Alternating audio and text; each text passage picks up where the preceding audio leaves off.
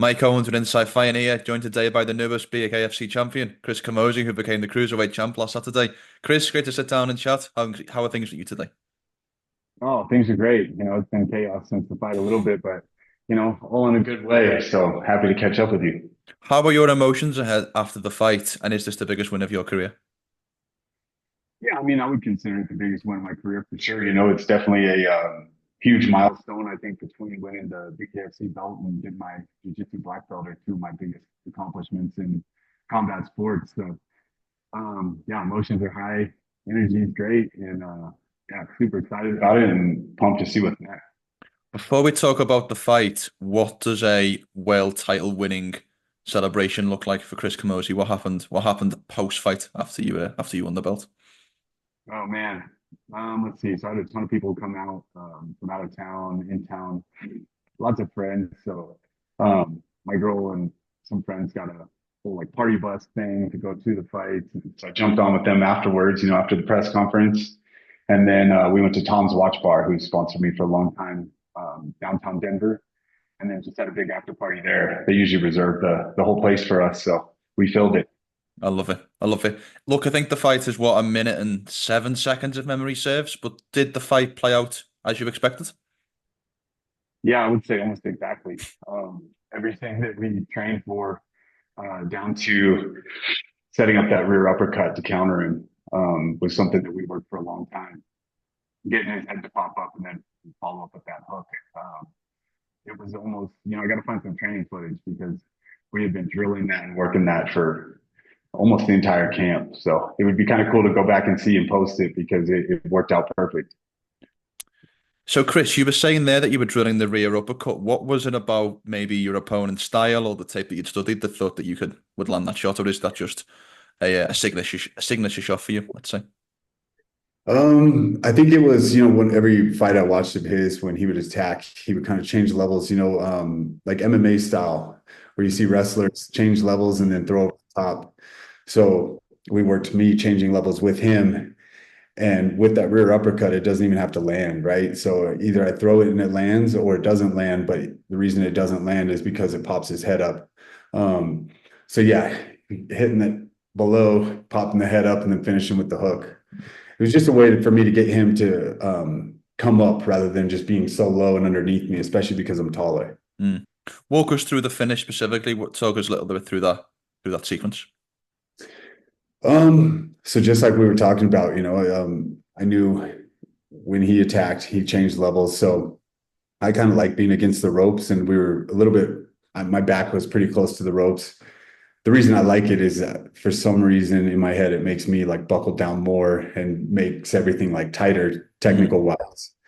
Um, so yeah, when he came in, I threw that uppercut. He popped his head up. I think I hit him with like a hook that wasn't very hard, the first one. And then he tried to back out, but when he backed out, he was really tall. So his head was up.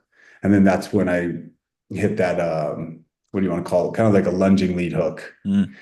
And I knew as soon as it landed that he probably wasn't getting back up. It didn't even hurt my hand, honestly, because everything landed perfect. Like my wrist was locked, all my knuckles landed. Sometimes you can hit Mm. just knuckles and then it smashes your hand up. So my hand wasn't even swollen or anything. So I knew that it was the perfect shot. Right when I walked off, I was like, I don't think he's getting up. The NBA season is here, and we have a slam dunk of a deal from our partners over at DraftKings. New customers who bet $5 receive $200 in bonus bets instantly using our promo code Inside Fighting.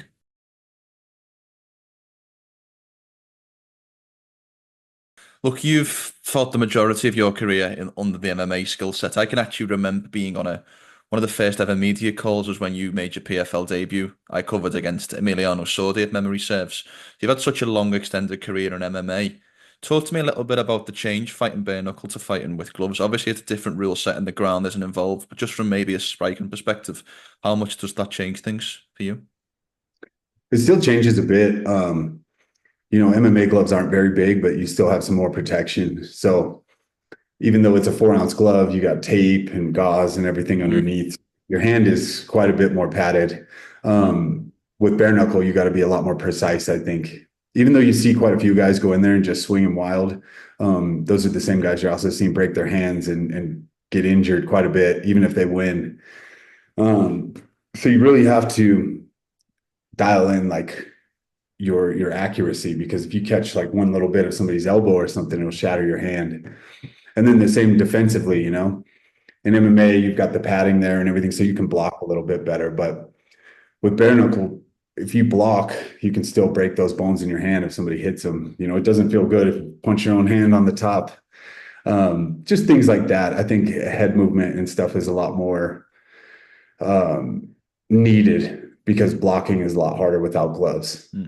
Did you feel like when you made the transition over to bare knuckle that you would be as well suited to it as you are, if that kind of makes sense as a question? Yeah, yeah, I actually did. I was watching BKFC since the beginning, and I was a fan of it. I had talked with Feldman and them years ago, actually, about coming over to BKFC, and we didn't end up coming to a deal. So I went to PFL, and then a few years later, around back, here I am. As soon as I saw it, I was like, man, that looks awesome. I love it. So I hate to kind of jump from past to future, but in an ideal world, what would you like to see next for you? And do you have a date or a rough timeline that you would like to make this first title defense? No specific date in mind, but man, this last fight, I waited a year to fight. I fought Lorenzo Hunt last September, and then Sawyer here in October. I don't want a year layoff. I'm not getting any younger, so I'd like to stay busy. I would say, I don't know, February or March could be good for me, but I don't know. I'm healthy. I'm open. Mm. I would like to get back in there sooner than later, just to keep these rolling, and whether that's a guy in the rankings or they bring somebody for a big fight or change of weight classes, I'm open to all of it. I'm at a point in my career where I want to make the most money I can.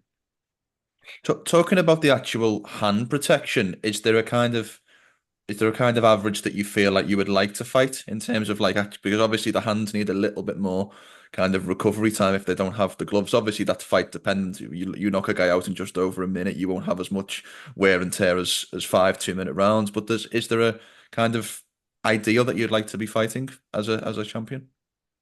Ideal time frame. Ideal amount of fights per year. Like, is there a kind of a timeline on that? I think ideal would be like 3. Hmm. That gives me time to still, I have a full-time job, so it gives me time to get what I need to done, but also stay in the gym and have fun and get back in there and compete and cash checks. How much interest do you have in a rematch with Lorenzo? I mean, I have a ton of interest in it. It's more going to come down to timing. Hmm. And fortunately, he's still suspended. I don't know how much longer, but whether if that happens, that's one I'm definitely chasing. I was chasing it after the first one. Hmm. I think I was asking for a rematch that night. Might as well run it back as a split decision. He beat everybody else. So yeah, I hope that I'm still around. I'm coming to the tail end of my career. I hope I'm still around when he's able to come back. But yeah, obviously I want to get one in between, because I think he still has over a year. So I don't want to just sit and wait for Of that. course. But I think what's so interesting with BKFC at times is obviously we see these kind of huge names come over for maybe 1 or 2 fights. I mean, like Eddie Alvarez, Chad Mendes, people like that. I know they're obviously smaller weight classes. I'm not trying to set up a fight with you and former featherweight Chad Mendes, but we do see these kind of superstar names come over. Is there anybody around the middleweight cruiserweight division not currently signed to BKFC that you would go, me and him would be a good matchup?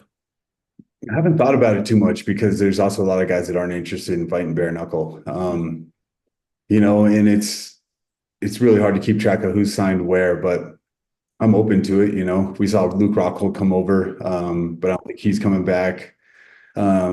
Yeah, so there's probably somebody I'm not even thinking of that could come over. The issue with that is also I'm the champion now, so I think it's hard for BKFC to throw in somebody new, even if they have a name, and give them a title shot. But Mhm. if it paid well, I'm interested in, even it could be catch weight or whatever, if there is somebody outside of the promotion that they want. But yeah, however they want to do it, like I said, as long as it pays, I'm in. I love it. You mentioned there about David Feldman. I'm sure you got some congratulations from him last weekend. Did you get any congratulations from the other boss, Conor McGregor? Hear anything from him? Hear anything from Mystic Mac? Oh yeah, yeah. And Connor was real supportive of it. He sent me a couple DMs and he was posting it all over the place. So that was cool. I've met him a couple times and been to his gym in SBG in Dublin. But yeah, it was cool. And then Feldman and I still haven't had a chance to catch up with him really. I saw him at the press conference. We talked real briefly, but he's a busy guy. They had a show the next night, so I think everybody was trying to get out of there. But yeah, we haven't had a chance to really catch up and talk what's next or his thoughts yet. There's obviously been a lot of interest and a lot of buzz and a lot of certainly from an analytics perspective with views. There's been a lot of gains, a lot of traction from BKFC with the partnership with Conor. As a fighter or now as a champion, do you feel like you gain anything from that partnership in terms of the enhanced maybe eyeballs as a result of his involvement?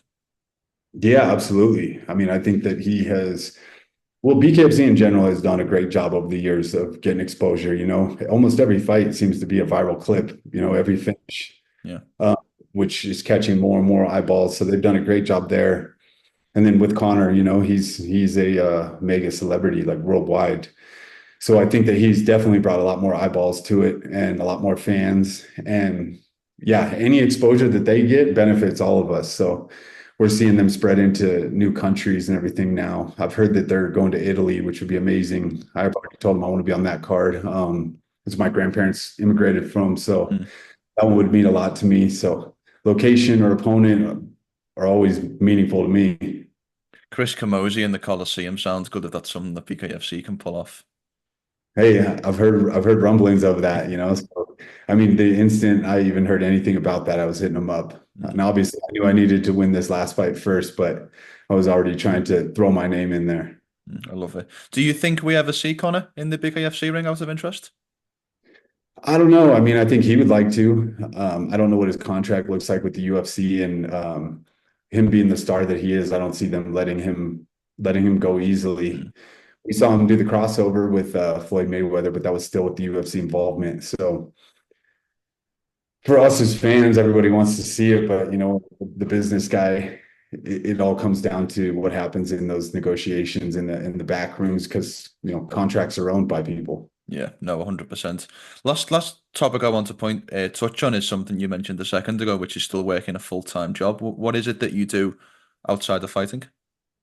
Yeah, so I'm a commercial real estate broker. So buying, selling, leasing commercial buildings. So I don't do any residential, but just, work with businesses all the time. So I started this about a year ago. And I started it because I've always said I wanted to overlap, my fight career with, what I'll do the rest of my life. Conor McGregor, and there's some guys out there that are fortunate enough that probably never have to work again. But the reality is even most UFC champions and stuff end up having jobs, but Mm. I wanted to make sure I have a job that I enjoy and that I like and it challenges me. So yeah, over the years, in the UFC, I've owned my own businesses and I've always done other things because you never know if you're going to blow your knee out and not fight for a couple of years or Mm. there's no security in fighting. So yeah, I've always done other things, but I've been loving commercial real estate and I get to make my own schedule and I'm my own boss. So that always fits in pretty well with training. So I was going to ask how do you juggle the two, but you've kind of answered that question. So I'll change the question a little bit slightly. Is there any kind of overlap between your fighting career and your real estate career? Is there a kind of shared skill between the two, or are they too dissimilar? Yeah, I would say there definitely some overlap because you got to be competitive, right? You got to be a go-getter, you got to be hardworking. So this first year that I had, I've been trying to put in more hours than everybody else. One, to learn, and then two, just to get ahead. But the fight career also helps, when I think I sold almost every table in the arena, and those were all like clients of my brokerage and stuff that Mm. came and lots of business owners from Denver, which is great for me. It gives me more exposure and it's brought some business my way already. I love it. I love it. Well, Chris, it was great to see you win that title fight last weekend. You've done so much in combat sport in terms of your long MMA career, and then now obviously transitioning over to BKFC. So I hope you enjoyed the celebrations, and I look forward to seeing you back in action for that first title defense soon. Definitely. Yeah. Thank you again. I'm glad we finally got to catch up and do this.